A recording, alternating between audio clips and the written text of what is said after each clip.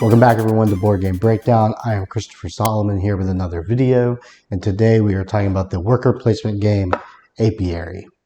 And in this game you'll be playing as an intergalactic colonization of bees in space, and that's pretty creative. It's brought to you by Stonemaier Games, but this video will be a little on the long side because we're going to cover full setup, actions, and go over a couple rounds of play for the solo mode. So if you're looking for a shorter video where you might just want to understand the grand overview of Apiary, you can click this link here for our burst video. It'll be about 3 to 4 minutes and give you just the wide angle view of what you're going to get with this game. But if you want the full thing, then stick around right here for this. And to give you a little bit of introduction, this is a worker placement game. You're going to be using these little bee spaceship things to take actions as you would in a normal worker placement. But the big difference is your workers scale up from level 1 to 4. And they do so when they get bumped off of a space by an opponent or the AI character. So you're going to be leveling up your bees, and they can do more advanced actions. And then eventually they're going to hibernate, which means you're going to lose that bee. And so your worker pool will decrease, but you get some bonuses and also in-game things at the end. You're also going to be creating your hive over here. You're going to be buying tiles, which are like developments or recruiting new worker bees to your hive. And also fighting opponents for these carvings. That will get you a lot of points and a lot of in-game bonuses. So it's really fun. It's from Stonemaier Games, like I said, so you know the production value is going to be high. But if you're interested in a worker placement that plays a little different and that's also a really good solo, then this is one that you might want to check out. So before we actually get started with the video, I want to remind you to please subscribe to the YouTube channel. Please leave comments. Give me a thumbs up if you enjoy the videos. Also check out the website at boardgamebreakdown.com, and you can find us on Mastodon and Instagram. So with all of that out of the way, let's jump right into the hive of Apiary.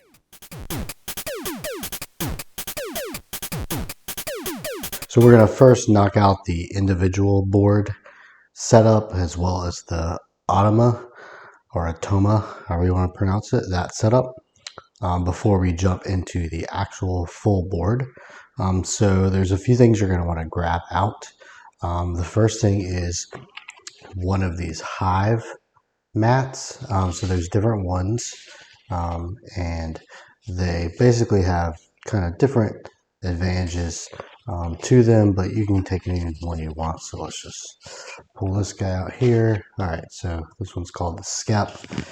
You see that it's got different hexagon tiles. We'll get into those more as we get into the actual gameplay. So I'm going to place these mats over here, and then you're going to want a docking mat for yourself. So I'm going to be green during this, and then you want the automa's docking mat, and you will see right here that this is on normal mode, but you can flip it over and play expert if you'd like, but we'll keep it on the normal side for right now, so that can just go up here for the time being.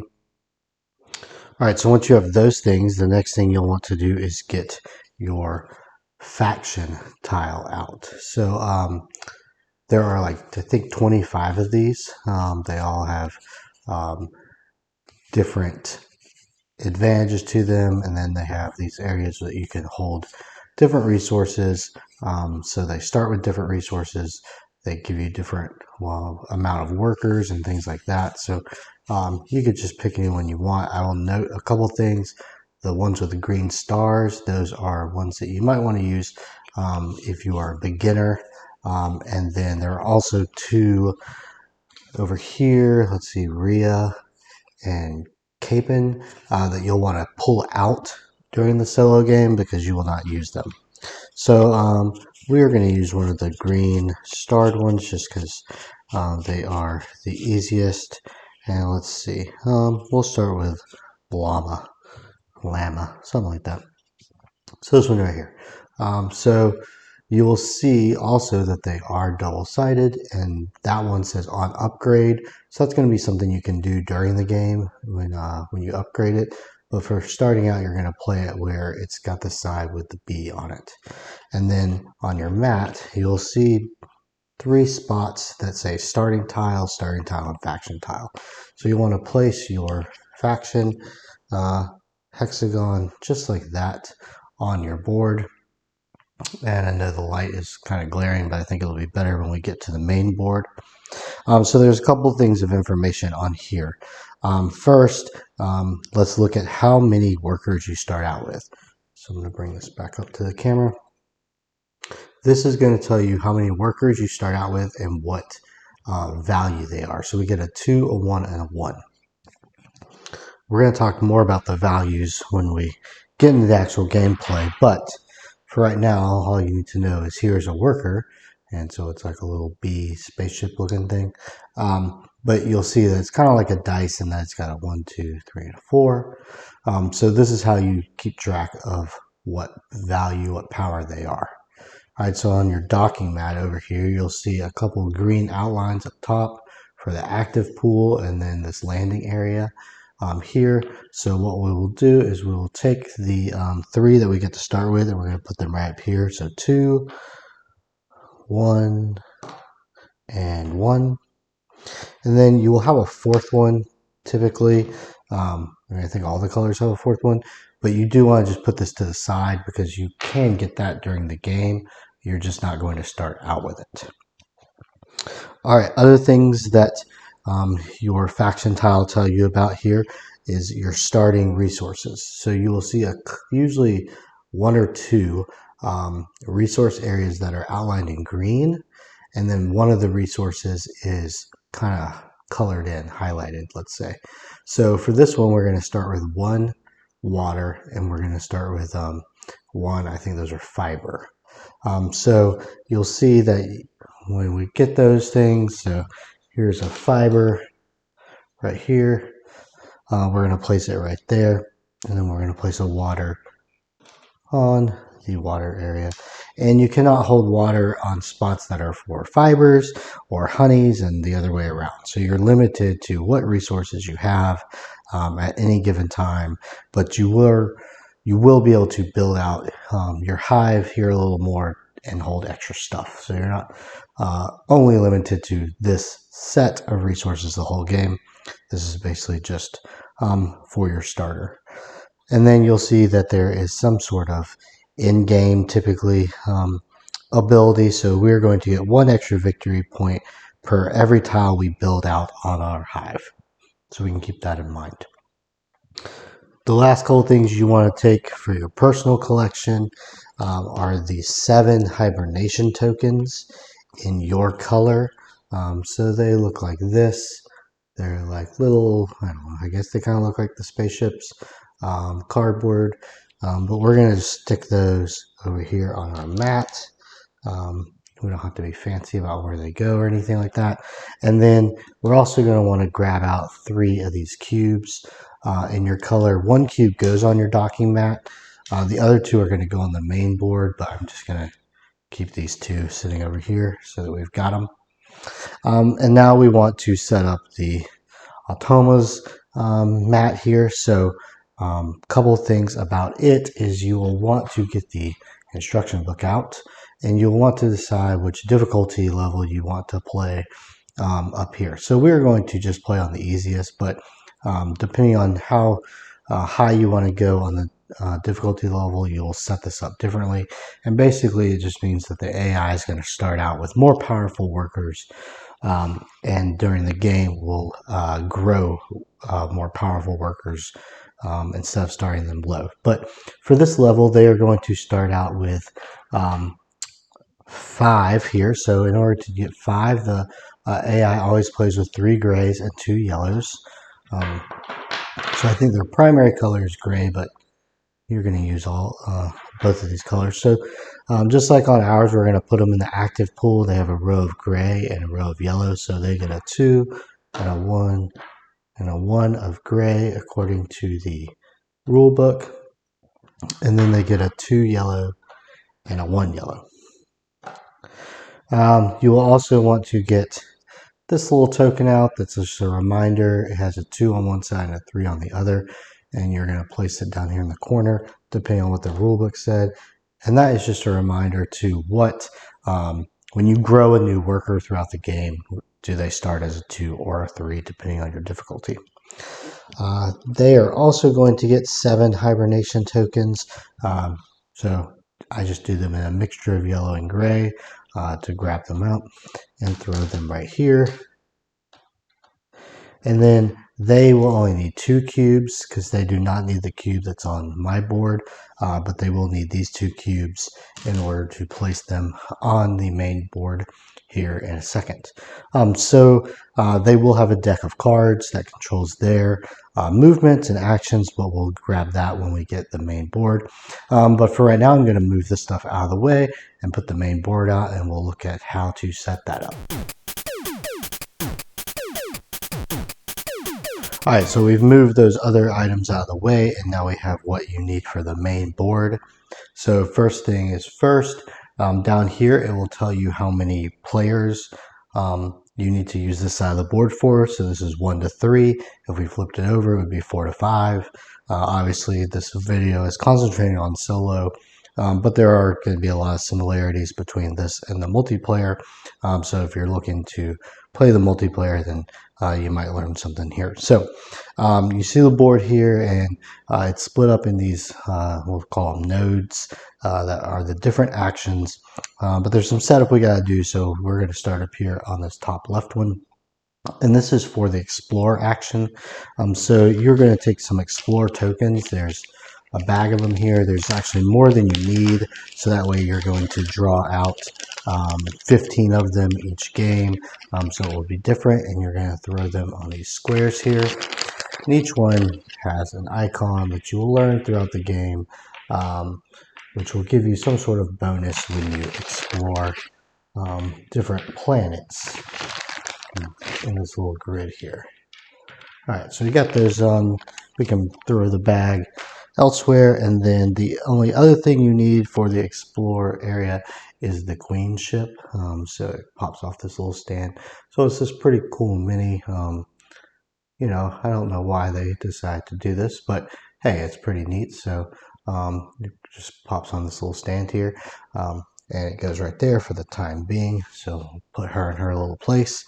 If we hop up here to the top right in the advanced, you'll see that I already put out the stacks of tiles here, but there are 3 tiles. There are green ones for farms, blue for recruits, and reddish, pinkish, orangish, not sure, for developments. So you're going to just shuffle them up, stack them up, and then we're going to place 3 out to start the game. So do that, and we'll talk about how the tiles work and what all these icons mean in the how to play section. So don't worry about that.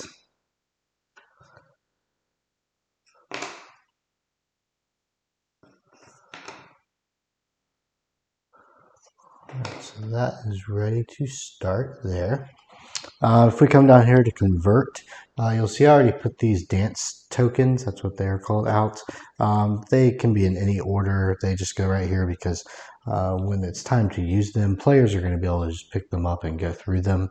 But you will see that there are 2 empty spaces here for dance tiles. So there are 5 dance tiles that you get. So you shuffle them up, and then you grab out 2 that you want to play with. This game is, and we're going to throw them right here. So you'll have 2 different dance tiles every game, and we'll talk about that.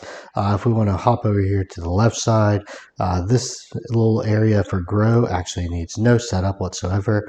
The research down here needs the seed cards, which I've already shuffled up, but you're just going to shuffle up a pile of those and place them right here on their little spot. And then the last action area here is the carve. So they get tiles that are very similar to those up in the top right. I think you get 20 something, but you're going to draw 6 out at random, and then we're just going to place them here.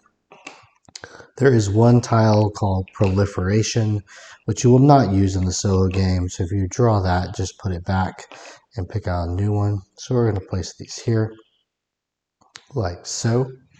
And then if you'll remember, we had our little cubes from the first setup. So we're going to take those.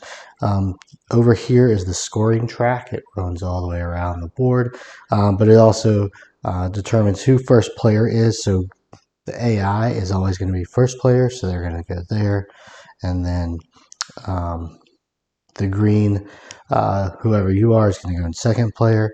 And then your other personal cube is going to go down here on the queen favor track in spot 0. And I mistakenly told you to grab out another AI cube, but they actually don't need one because they're not going to work up the queen track at all. So they only need this one cube over here. Then there are a few things that you just need out, ready to play. So you have these, they're all the same. These are called frames, and these are going to be what you can kind of attach onto your hive to give you more building area. So we just need these like off to the side somewhere. You need a stack of planet tiles that look like this. They just get shuffled up and they get placed up here near the explore area. You need all your resources. So I've gone in these little containers here. The containers do not come with the game. They are my personal ones. But you have honey, you have wax, the aforementioned fiber, the water we discussed, and then lastly, you have, I think that's like nectar. I'm going to call it nectar. If that's wrong, I'm going to correct myself in the next section. But for right now, we're calling that thing nectar. And then lastly, you will need your deck of Atoma cards, Automa cards, whatever, to use for them. And you'll shuffle that up and just get them ready for play. So that is the setup of the board. So we have our mat set up. We have the board set up. I'm going to attempt to rearrange this so you can see the most stuff during the gameplay portion of the video, and then we'll get started going over how to take a turn, what the actions do, and how to control the AI.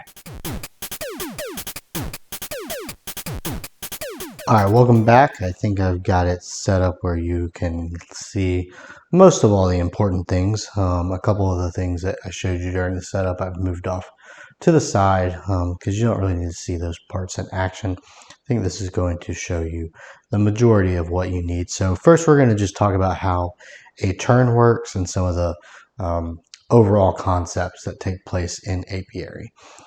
So typically the AI is going to go first, but I think it'll make more sense for this little demo here, like if I used my green guys first, as if we were already into the game a little bit. So on a turn, you are typically going to either place a worker or retrieve workers. So obviously we don't have any workers to retrieve right now, so we will place one. So you're going to take them from your active pool up here, and you're going to place them anywhere where you see this icon here. You'll see that the carve needs at least a worker that is a 4, and then there are some 2+, 3+, and 5+ up there. And so you have to obviously have a worker that is strong enough to go into those different columns. But a lot of the spots, they don't have a like a requirement as far as that goes. So you could pick up your 2 and use him. You could pick up one of your 1s. So depending on what you put down is going to determine how the action takes place. Obviously, the higher the number, the stronger the actions probably are. And when we go over the actions in more detail, we'll discuss that. But you would take one of your workers here, let's just say this, and I will use the advance for our example, and I would place that there. And then you'll see this one has a little arrow and a plus. So because no B is here, then I would get to say 2 plus 1 is a power of 3, and then I could select one of these columns, either the 2 plus or the 3 plus, because I have 3 power there. And I would take that, and we can discuss that later. But you basically place the worker out, take the action. Now, one of the big concepts in Apiary is bumping. So what bumping is let's just pretend that the AI goes next and they go to the advanced. If they go here, you'll see with this little arrow, this would shift down and he would go there. And now his power would be 2 plus 2, so that would be 4 for that one. And actually, the AI doesn't the card controls the power, so that's not exactly how that works. That's more in the multiplayer game, but you get the point. So you could do that. Now, if they were out somewhere, say like in one of these spots like this, where there's only one spot and the AI needs to go here, he's going to take over and actually bump my worker back to my mat. And then what happens is I can decide whether it goes into the active pool or the landing area. Now, they differ slightly. So if I take it to the active pool, then I can actually go ahead and upgrade him one spot. So he was a 2, he's now a 3, and he goes back into my active pool, and I am able to reuse him whenever I want to. Now, if instead I wanted him to go to the landing area, he stays a 2, and I put him there, and I cannot play him again, but he will help me get income and things of that nature, which I'll talk about in the how to play section. And then when I retrieve my workers, then he would move up to the active pool. So you kind of have a choice to make there, deciding on what to do there. My experience is, for the most part, you're going to probably put him in the active pool because you want these guys to increase as much as possible, as fast as possible. So again, if I now went boom and bumped this guy off, then he would turn into a 3 and he would go back to his mat. Now obviously there is only 4 powers on these die. So you're probably asking yourself, well, at some point, these guys are going to become higher than a 4. What happens then? So what happens then is, let's go put this guy over here. He's a 4, and he gets bumped. So we'll put this guy out, and the 4 gets bumped off. So as soon as he is bumped off, he actually is put away in the bank, or whatever you want to call it, because he has been sent to the hibernation comb, and I can no longer use him until I take this action and grow another bee. But the hibernation comb is down here, and it's a little hard to see, but there are these 3 blocks. I think they're called pods. This one would not be used in the one-player game, so just this section and this section. But what you're going to do is you're going to take one of your 7 hibernation tokens, and you're going to place it down here in the pod to represent that guy that is now hibernating. There's an icon, usually a bonus, a resource, something like that. So if I put that, I would get a honey, and I would get to put a honey over here in my mat. The big thing about this is, at the end of the game, whoever has the most hibernation tokens in this pod will get 7 points, whereas second place would only get 2. And the person that has the majority tokens in this spot would end up getting 3 points, and second place gets 0. So it's kind of a race to fill these up, but the end game is triggered when someone either uses up all their hibernation tokens, or once all these spots are filled up. So I think that's kind of interesting, in that as you're placing workers out, you are having to really be careful about who you bump, because you could bump people up to a 4 real quick, which will allow them to take the carve action, or some of these overpowered, well, not overpowered, but there's bonuses for using a 4 on all the actions. And then you're also helping them get tokens down there in the hibernation area faster. Now, I also said at the beginning that you can retrieve workers. So let's just say we already had 2 workers out, say like that. And instead of playing my 3rd worker, which I would not have to play, I could retrieve everything that was on the board. I think you can retrieve however many you want, but let's say I'm retrieving 2, so both of these guys would come back to my board. And again, if I put them in the active pool, I would get to upgrade them. And so boom and boom. When you retrieve, you don't go to the landing area. But if I had a guy in the landing area and I retrieve from the board, that's when I can move him up. And then there's some things with income that happen when you retrieve, but that is not going to make too much sense until we talk about the farm tiles up there. So that is basically how a turn works, as far as you're going to make a choice whether play a worker or retrieve a worker. If you place one, you take the action. If you need a spot that an opponent is on, you will bump that person off. And if you get bumped off, then you will bring them back to the board and increase their power. And if you ever go over a 4, then you will hibernate them, which is going to be one of the in-game triggers. So let's talk about how the AI decides what they're going to do. So you're going to have this deck, and on one side of the cards, it has either a yellow or a gray. It has this little I don't know, arrow. It's basically showing you one of 2 directions that it could go in, and it's showing you a resource. So that doesn't show you a ton of stuff, but what you're going to do is you're going to use these cards, use them in sets of 2. So what we're going to do is for his first turn, we'd flip this one over, and the combination of these 2 things is going to mean something.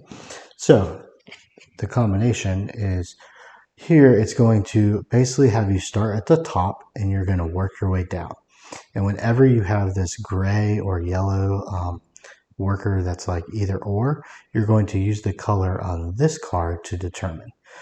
So because that's yellow, we're going to look at this and say, does the AI have 0 or 1 yellow workers?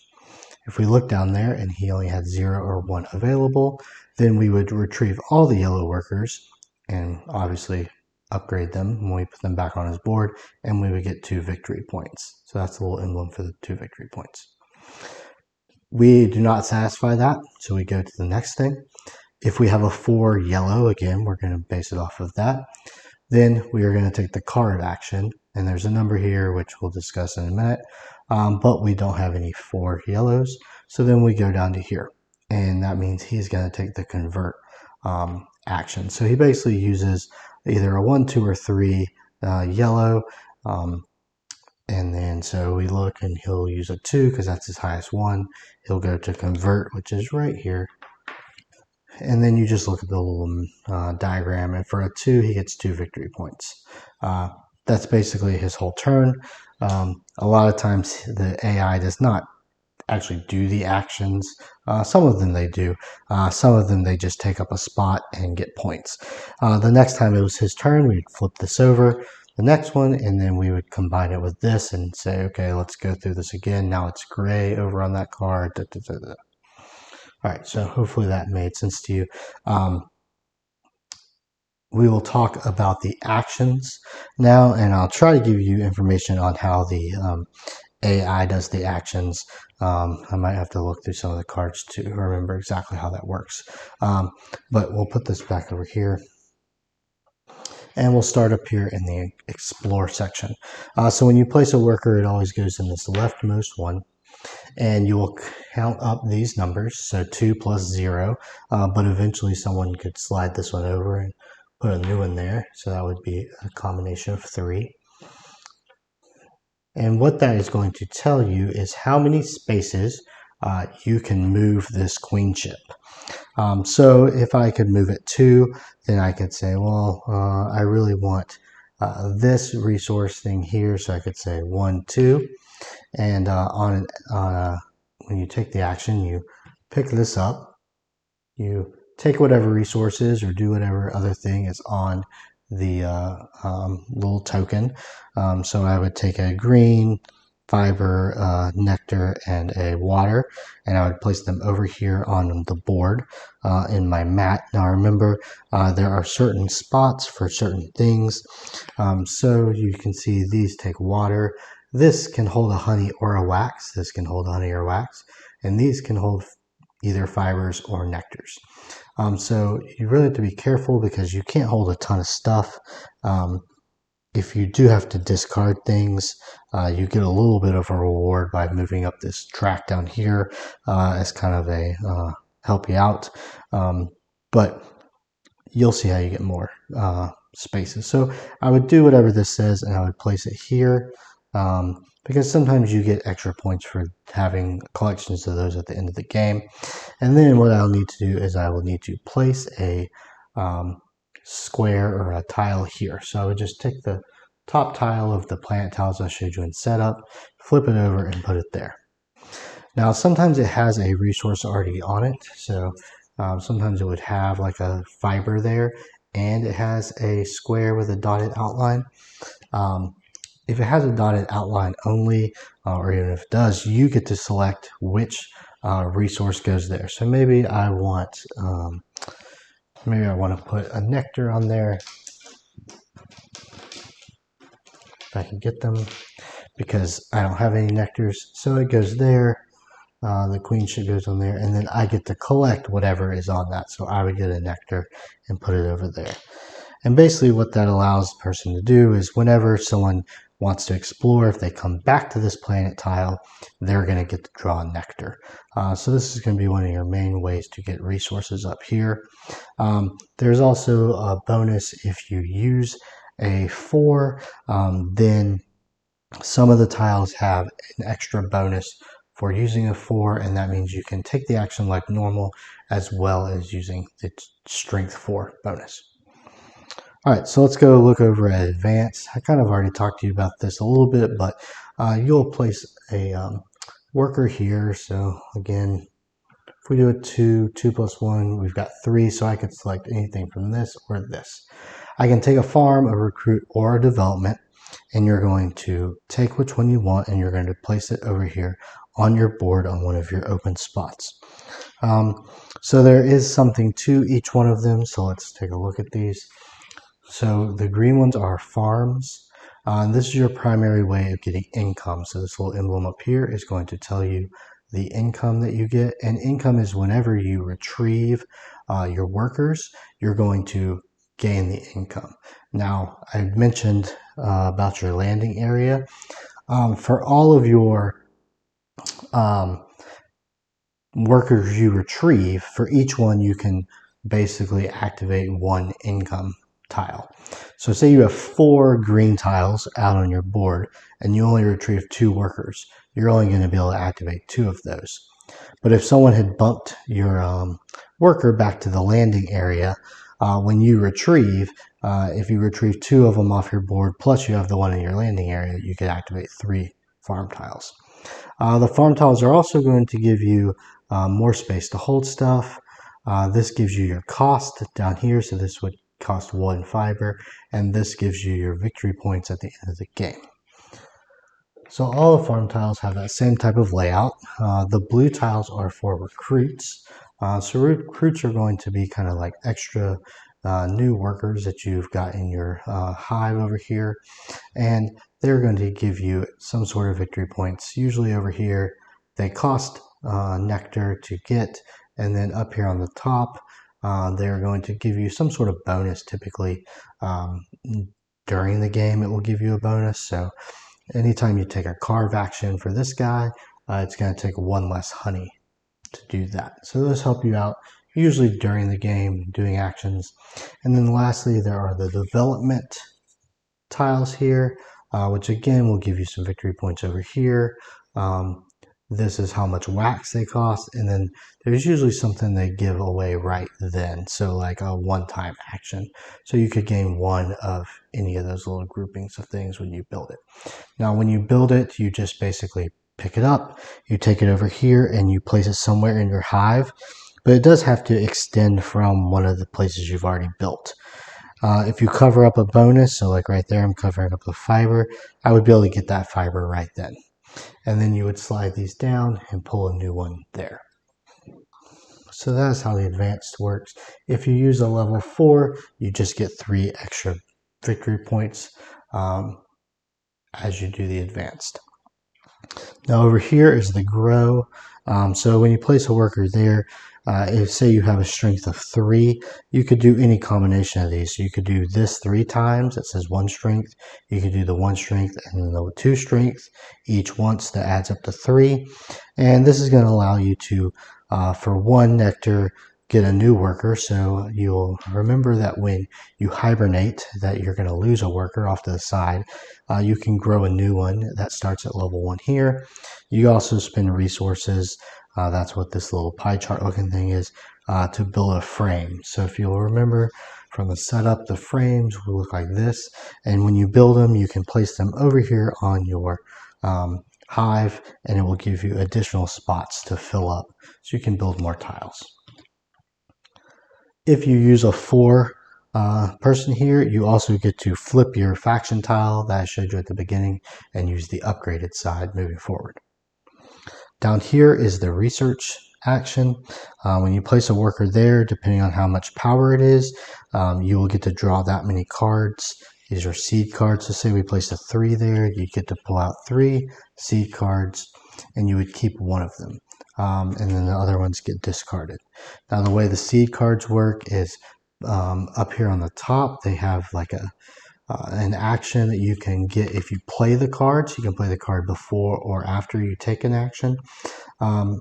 So like this one, if I just decide to play it, I get 1 resource of any kind there, and then I would also get to convert once either a nectar and a fiber into a wax, or 2 nectars and a water into a honey. So I could say, oh, I'm playing this, and use it for that. Now the other way to use it is to plant it. So you'll see here that if you use a 4, you also get to plant 1. Planting means that you're going to take the card and you're going to tuck it in up underneath this, and you're going to only show this bottom spot. And the bottom spots here give you bonuses for the end of the game. So if you plant it, you cannot use this, but you're going to have that for the rest of the game.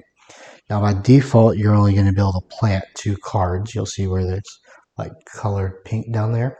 But if you build a frame, it unlocks these 2, and you could have up to 4 plants or 4 seed cards planted. All right, moving over here to convert. This is how we're going to change different resources into other things. So if you place a 3 there or a 2, we'll just use a 2. I can perform up to 2 conversions now. So I could trade 1 seed card, like discard 1 and pick up a new one. I could trade any resource for another resource of the 3 basic. This is how you convert resources into wax, and this is how you convert resources into honey. So you can take those, any combination of that. If you play a 4, then you will first, it says right here, teach a dance. So what that means is you're going to look at these 2 and you're going to choose 1 to teach. So this gives us an alternate type of conversion. So you'll see here it says this is trade 1 victory point for something, and you would actually get to look through here and say, I'm really trying to get the favor track down here that basically just gives you points. I can put that there, and now I can trade a dance, or I'm sorry, a victory point for a favor. So you would take that cube that's on your docking mat and place it right there. So what that basically means is if anyone uses that, after you teach it, you can also then do that conversion one time, but if anyone else uses that, you're going to move up the queen track. Now, the AI is never going to actually use it. So when you teach a dance in the solo game, you automatically get to move this up 4 times, and then that's basically done. That's your reward for teaching the dance. You can also only teach one dance each game, so you do have to choose which one you are going to select. The AI is never going to teach a dance. Looking around the board, the AI is also never going to take seed cards. If they go here, they're just going to get points. They will take advanced action. Over here, you'll see that around the side they have farm. They have each of the icons of the tiles, and the way that works is, let's see if I can find one. Yeah, here. Depending on which power they've got down here. So if it's a 1, they would just take 1 farm tile. If they play a 4, they would take 1 of each of these. And they just progressively give them more points at the end of the game. It also, you take an extra one off of the board and just discard it so that you move the tiles through quicker. They don't ever use the convert. They just get points for that. They will move the queenship around depending on this arrow. So let's see if, like here, it'll tell you which way to move the ship, and you stop it at the first unexplored spot, and they explore and they get the resources that are on the card. So lastly, you have the car 4. So these are limited. Once these 6 are gone, they're gone. You have to play a 4 here, and you spend honey, and your honey will be here, and this will give you some sort of points at the end of the game, depending on what they are. And the AI can also buy these, and they give them 6 points at the end of the game for all their carve. So you definitely don't want them to just buy all these up, because that's a big amount of points. So that was the actions. That's how the turns work for each one. So I'm going to reset this a little bit, and then we will actually play a couple rounds of gameplay so you can see how the game of Apiary works. So we're going to go over a couple turns here in the solo game. If you skip to this chapter, just please be aware that I'm not going to go into all the actions in depth as I did that in the last chapter. I'm going to just be playing a couple rounds and narrating what's happening. So if you don't know about the actions yet, or if you get confused at any point, go back a chapter and take a look at that part. The other thing I want to make everyone aware of is while you're playing, the AI player is going to get a lot of points during the game. And you will see that you, on the other hand, will not score a ton of points during the game, but you're going to get a lot of points at the end of the game for your in-game bonuses and things of that nature. So I mentioned that the AI player always goes first, so we will start out there. We'll take this top card and we'll flip it over. So I'll bring these up closer. Remember, you always use a combination of the cards. So what we are going to be looking at is at the top, if he has 0 gray workers, then I would retrieve all gray workers. He obviously has 0. He has plenty because we just started. He does not have a 4 workers, so he cannot carve, so he's going to go down to grow. So depending on which power he's got, and he'll always use the highest power, he's going to take that action and get 2 points. So I'll place those back there. So he'll basically just take his 2 worker here, put it on the grow section, and get himself 2 points. And that was his whole turn. So now we are on to our turn. A couple of things when we are building over here, you're going to see that we get a lot of resources because of the map or the hive that we have. So we might want to think about getting some new tiles that can hold on to resources because we're going to run out of them pretty quickly here. So what I'm going to do is I'm going to take my 2 worker. I'm going to place him here, which 2 plus 1 allows me to have a power of 3, so I can take from this column or this column. And I'm going to grab this one. This I need to pay a fiber and a water for it. So I have a fiber, I have a water. I'll place them over here in the trays. Boom, boom. And I'm going to take this card or tile and place it wherever I would like. So let's just place it here on this nectar. That allows me to take a nectar. So boom. So get the nectar. I can place it on any spot that has the nectar emblem. And now I have 3 more spots that can hold on to nectars. And then also every time I retrieve workers, my income is an additional nectar. So that would allow me to eventually make honeys down here because it takes 2 nectars, and to hopefully get some recruits because I like the recruits. So I'm going to move this down here, put this out. And that was my turn. So we're going to flip another card up here, and I'll just bring it up closer. So the color over on this back of this card is yellow, so we're going to be evaluating all this for yellow workers. So he has 2 yellow workers, so we can skip the top. He still doesn't have a 4 yet, so skip that. So he's now going to do a convert action. So convert is easy enough. We take his 2, we put it there, and look at the chart, and he gets 2 points. 1, 2. So that was his go. Now it's onward to us. So I've got 2 workers down here at 1 apiece. I have my spots over here. We get 1 victory point per every tile we build, so it's nice to keep building some tiles. So I could look at the workers here, or the recruits, but this one needs 3 honey. That one only needs 1 honey. So let's go with that. So if I take a 1 worker, place it here, this moves down, so I now have a combination of 3. So I'm going to grab this cartographer. If you look at him, he's worth 1 honey, or 1, I'm sorry. I forgot, 1 nectar. There we go. So I'll pay a nectar, boom. And what else does he give me? When I take the explore action, which is that top left one up there, then I'm going to gain an extra resource. So I come over here and place this, and remember I've got to hook it onto something that's already created here.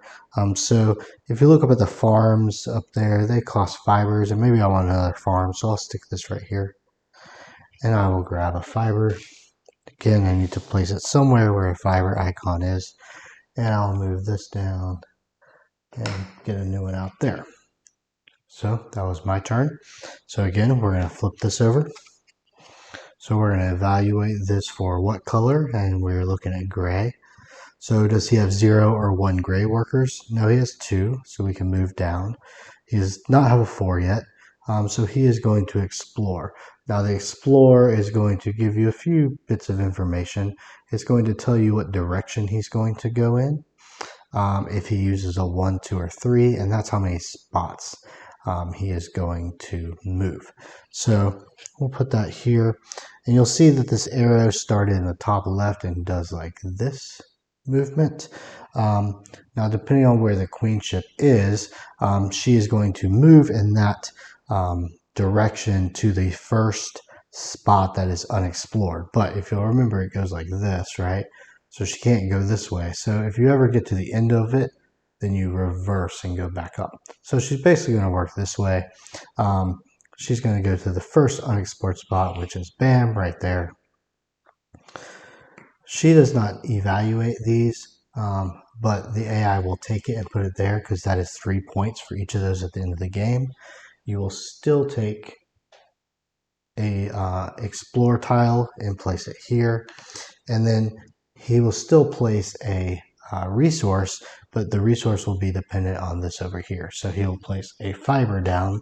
So if we ever decide to go explore there, we can use that to gain a fiber. So that was his spot. So we have a one more left here, and we have a fiber. So we could buy another farm, or let's see. Let's do the explore because oh, I never put his explore guy up here.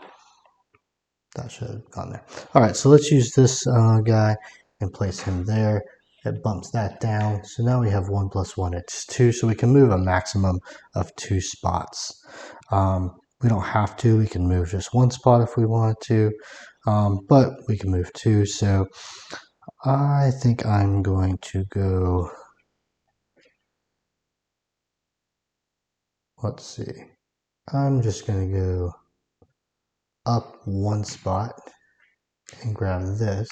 And this little icon you'll see is the Queen's favor icon. I'll place that here. And that's this track down here. So I get to move up 2, which at the end of the game will give me 1 victory point. You'll see that if you go this way, you start getting a lot of victory points, which I find is very lucrative in the solo game. So remember that I will take one of these, and I get to put this out there. Now I'm only going to fill one of those blocks up, and the next person to explore that is to fill the other block up. So I'm going to fill it up with a water, stick a water right here, and then I also gain a water and put that on this, and that was my turn. So we'll evaluate his. So let's see, 0 gray workers. No, he still has 1. He has no 4, so again he's going to explore with his worker. So we'll put that here. So his worker is going to bump this one over and then bump this one off, and then he's going to upgrade that to a 2 and move it back to his thing. So you'll see that the tail, the tail on this one, I think I evaluated that wrong. I think I used the tail on the actual card, but you should have used it on whatever this card is. But you're going to start from the left and move to the right and go like that. So he'll go here, which is the first unexplored spot. He'll take that, get a new tile, place it there, and then he's going to fill that up with a nectar. So we're going to put that there. All right, so moving right along. So now it's my turn. So I have no active workers. So I'm going to have to do a retrieve function, which is to grab my workers and bring them back to the board. So I'm going to take each one and upgrade them 1 time. So a 3 now. He is a 2 and he is a 2. And because I brought back 3 workers, I could evaluate the income on 3 different farms, but I only have 1 farm. But I will get a nectar for that. So come over here and grab that, place that here, and that was my turn. We'll look at his. So we're evaluating for gray, so it's either 0 or 1 gray. So he does only have 1 gray. So we're going to retrieve all grays, which are going to upgrade them, and he gets 2 points. So let's give him 2 points, 1, 2. And we're going to grab this gray and move it up to a 2, and grab this gray and move it up to a 3. And then it's back to our turn. So I think you can probably see how this is going here. So, I'll use this 3, and actually, let's do this. We'll stick it here. So for 1 nectar, I get to get a new worker. So remember, there is a 4th worker, and he comes out on the board, and he is a 1. And then for 2 resources, I can build a frame. So I will go and just build a frame. I don't know if that was really a great move, but I just want to show you the different things. So build that here. So now that opens up all these spaces for me to build on. It also unlocks these 2 spots for me to be able to play seed cards. The other thing is, if you fill up your hive, you get 8 points at the end of the game. If you fill up the frame, you also get 8 points. So there's some additional points to score if you like building tiles. All right, let's take a look at his card. So we're evaluating it for yellow now. 0 or 1 yellow, which is true. He only has 1 yellow. So he's going to retrieve all his yellows and gain 2 points. So this will go to a 3, 1, 2. All right, so let's see. So I don't have any resources. That could be something that I look at doing. I'll actually take a seed card first. So place that down here. So I played a 2, so I get to grab 2 cards and take a look at them, and I get to choose one, and then I can discard the other. So that is not really helpful since I just bought a frame, but remember to look at the end game too, because maybe we want to plant this. So this would be nice if I'm not going to do a lot of queen's favor. So I'll keep this one and I'll discard that one. So this one just goes in your hand because eventually I might want to play it for that, but remember I can also instead plan it for this. So I'll just put that over here. All right, so we'll move on to his card. Sorry, I think that should have gone there. So we flip this over. So we're evaluating for yellow. So he has a yellow, so we can skip the top part, and he's just going to go to the convert. He's going to use this 3, and that's going to give him 3 points. So I'll probably play here until we get to the first hibernation area, so you can see exactly how that works. I'll use my 2. Boom. And let's see. I will go. Where do I want to go? I'll go here because I know that's going to give me a water. And then I will also discover the other resource, which I'll make a fiber. And then I can also get a fiber. So we'll do like that. We'll take his turn. So we're evaluating for yellow. So we would do the explore function. So he was going to make this go to the right and make it like that. So he's, remember, going to go to the first unexplored spot. So he would go to the right to the end of this, and he would go around because these are all explored already, and then he would come around to this one. So you see he made that little S. Now if this one were explored, he would hit that and he would go back up like that until he hits the first unexplored one. So he's doing a lot of exploring, which is going to get him a lot of 3 points at the end of the game. So he's going to fill this up with a nectar because that's what's on the card. Let's grab nectar. Boom, put it there. Now my turn. So we've got our 1 guy left over. Now,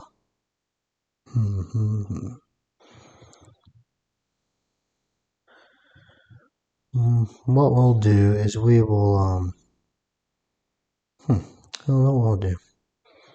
Let's just take him and let's put him up here. So now he can move 3. So I'll actually do 1, 2, 3. I'll go there, which gets me 1 of any type of resource. Because I'm kind of thinking ahead of what I might want to do. I do want to make a honey at some point. So I'll grab another nectar and place that here. I'm also going to get one of these. Place it like that. And I'll grab another fiber. Because on my income, I'm going to get a nectar. So we'll do like that. So we'll flip over his card. So he's evaluating for yellow. Yes, he only has 1 yellow, so we need to do this thing up here. So he's going to retrieve all yellows. So he gets to upgrade this one to a 4. So we'll go there, and he gets 2 points. 1, 2. All right, so I need to retrieve all mine. So I'm also getting this up to a 4. This is going to a 3. This is going to a 2. This is going to a 3. And if I had more than 1 farm, I could evaluate or take all those incomes, but I'm going to grab that. Now, one thing I did just notice, and this is one of the parts of this game that is a little tough, in that every time I explored, I was supposed to gain an extra resource. And I have not been doing that. I have at least gone twice in the explore, so I'm going to just grab 2, though that probably would change what I would have done there. but it's okay. But it does get a little difficult when you have a bunch of tiles out, making sure that you're like actually evaluating them all. So that can be a little challenging. All right, so it's his turn. I'll flip this over. So we're evaluating for gray. So he'd have to do this research down here with his level 3. And that's going to give him 3 points. All right, so my turn, and I want to try to get a carve, but I need some honey. So I'm going to look and see if I have enough, if I'm going to have enough to create a honey. So honey needs 2 nectar and a water. So I have 2 nectar and a water, and I only have 1 nectar there. So I might need another nectar. This one only gets 1 honey. And that could actually go here and get me 8 points at the end of the game. So maybe I'll try that. So we'll take this first. We'll just use our 2 here because we don't need to do that many conversions. And we're going to make at least 1 honey out of that. So boom, boom. And the honey are these little pots like this. So that can go on this spot. And I could do another conversion if I wanted. But let's see. I'll convert a fiber into a nectar, just for the heck of it. All right, so let's look at his turn. Okay, so he's evaluating for yellows, and he does have a 4 yellow. So the way this works is you're going to pay attention to the carve 2. So his 4 is going to go onto the carve, and then you're going to look at the arrow again, which tells you you're going to start at the top. So it would work its way like that, and you're going to count 2. So 1, 2. So he's actually going to take this, and when he gets a tile, you place it on the side next to the icon that is appropriate. So that's going to get him 7 points at the end of the game, and it takes one of these away from me. So now it's my turn, and what I'm going to do is unfortunately, I'm going to bump him here, which I'll explain that in just a second. So now I can take a carve, and I'm going to spend my honey. Boom, there, and I'm going to buy that one that we already talked about. And to get the extra points, it needs to be next to my faction tile, so I want to put it there. And I'll get a water, because that was the bonus for doing that. Now, his guy, because I bumped him and he was a 4, he's got a hibernate, which he's going to just come right back to his board, but at level 2. That's how the AI works. But he is going to take one of his hibernation tokens, and he's going to basically whatever pod would give him the most points if he has the majority there, he's going to take the leftmost one. So he's going to take up that spot there. He doesn't get anything for that, but he's going to start trying to work on gaining that. And you'll see that 2 carve tiles are already gone now, right? So it is back to his turn because I bumped him. So he's going to take an advance based on his gray. So we'll show you how that works. So he has a 2. So he's going to do this one. So we'll place that there. All right. And so he is going to get 1 farm and 1 recruit. So he will take a farm and place it there. He'll take a recruit and place it there. And then you take 1 extra and just place them up here. He doesn't get those, but it's helping to move the tiles through. And then you reset the tiles here.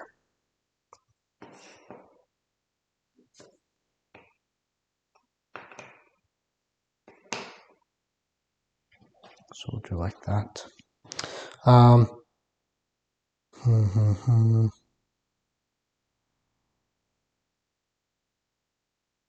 So I think what I will do is use my 3 and bump him down. So that gives me 5. So I could take this. Oh, I don't have enough honey or nectars. That's a shame, huh? I could use this one for 2 nectar, so pay it.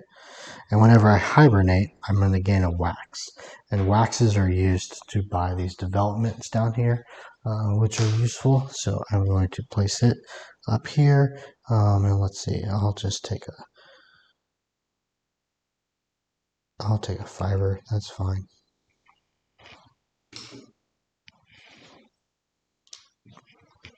Move that down. Flip his card over. So he is going to grow. So put that there. He gets 2 points. And then with my 3, what do I want to do?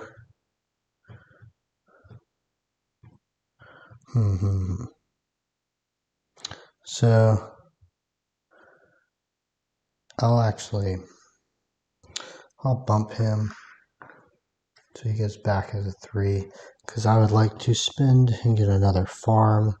So I'm going to buy this farm here in the middle for 1 fiber and 1 water. So I grab it. So on income now, if I'm at least hibernating 2 or retrieving 2 workers, I'll get to do both of these. And then I will get another nectar for that.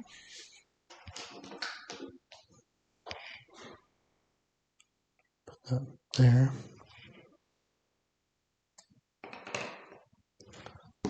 Alright, so he's gotten his last card, so we'll take this and we'll flip it over, and then we'll shuffle these up.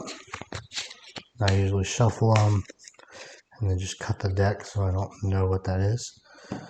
So he has 0 gray ones, so he's going to retrieve all of his gray guys. So he now has a 4, he now has a 3, and he has another gray guy somewhere. Oh look, I put his gray guy on my... Not exactly sure what that was supposed to be, but that's fine. I think I just put it on the wrong spot when I bumped him. And he'll get 2 points. And then I need to retrieve my workers. So that will go to a 4. That will go to a 4. That will go to a 3. And then this guy hibernates. So he's going to go back into like the bank. But I'm going to take one of my hibernation tokens and I'm going to place it down here. So I think I'm going to put it here and get a... No, you know what? I'm going to put it here and get another seed card. So I just draw the top one, place it over here. And then because I brought back 3 workers, I could do 3 farms. I only have 2, but they're going to give me 1 fiber and 1 nectar.